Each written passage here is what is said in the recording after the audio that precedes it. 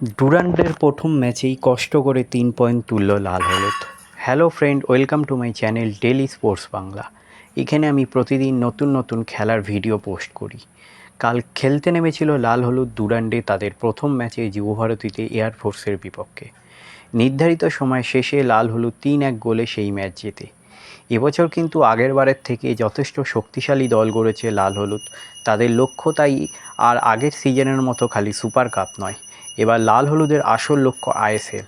সেই জন্য তারা সাইন করিয়েছে কেরালার গত বছরে আইএসএলের শীর্ষ গোলদাতা দিমিত্রিয়স ডায়ামন্তোপসকে। এছাড়া মাঝমাঠের জন্য তারা সাইন করিয়েছে পাঞ্জাবের আগের সিজনে মূল চালিকা শক্তি মাদিয়া তালালকে। এছাড়াও দলের ক্যাপ্টেন ক্লেটন সিলভার সাথে তারা চুক্তি বাড়িয়ে নিয়েছে। সেই রকম মাঝমাঠের স্তম্ভ সাউল ক্রেসপো এবং ডিফেন্সের প্রাচীর হিজাজি মাহেরের সাথেও কিন্তু তারা চুক্তি বাড়িয়ে নিয়েছে। এছাড়াও শোনা যাচ্ছে গত বছর মোহনবাগানকে চ্যাম্পিয়ন করা ডিফেন্ডার হেক্টর উৎসের সাথেও নাকি তারা কথা বলছে।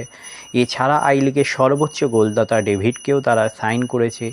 এবছর যেরকমভাবে ইস্টবেঙ্গল দল সাজিয়েছে তাতে মনে হচ্ছে এবছর তাদের লক্ষ্য কিন্তু থাকবে না শুধু আইএসএলে 6 নম্বরের ভিতর শেষ করা, তারা আরও ভালো র্যাঙ্ক করতে চায়। এখন দেখার তাদের অদৃষ্টে কী লেখা আছে, আর সেটা আইএসএলে শুরু হলেই বোঝা যাবে। এইবার আসি কালকের ম্যাচ প্রসঙ্গে। কাল কিন্তু প্রথম থেকেই ইস্টবেঙ্গল তাদের হাতে যারা যারা ছিল তাদের সবাইকেই নামিয়ে দিয়েছিল মাঠে। কাল খেলায় প্রথম থেকেই কিন্তু ডেভিড নজর কেড়েছে। প্রথম 10 মিনিটের মধ্যে ডেভিড যদি দুটো গোল করার সুযোগ হাতছাড়া না করত, তাহলে হয়তো তার নামের পাশে হ্যাটট্রিক লেখা থাকতো, কিন্তু তার ভাগ্যে হয়তো সেটা ছিল না, তাই তাকে একটা গোল করেই থাকতে হয়েছে।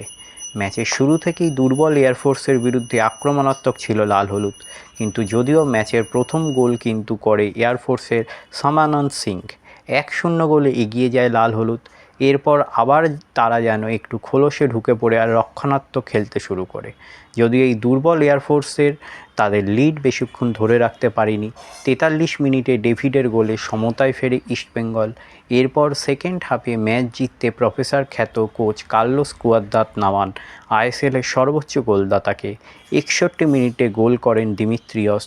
এরপর 68 মিনিটে সল ক্রেসপো গোল করে দুর্বল এয়ারফোর্সের কফিনে শেষ পেরেকটি পুঁতে দেন। এরপর আর এয়ারফোর্স ঘুরে দাঁড়াতে পারেনি। প্রথম ম্যাচে পুরো পয়েন্ট পেয়ে খুশি সকলে। তাহলে এই হলো আজকে আমার ভিডিও। আবার বলছি, আমার চ্যানেল যদি আপনাদের ভালো লেগে থাকে অবশ্যই আমার চ্যানেলটিকে সাবস্ক্রাইব করে নিন, পাশে রাখা বেল আইকনটিকে ক্লিক করে দিন, যাতে সবার প্রথমে আপনারা আমার ভিডিও দেখতে পান। ধন্যবাদ।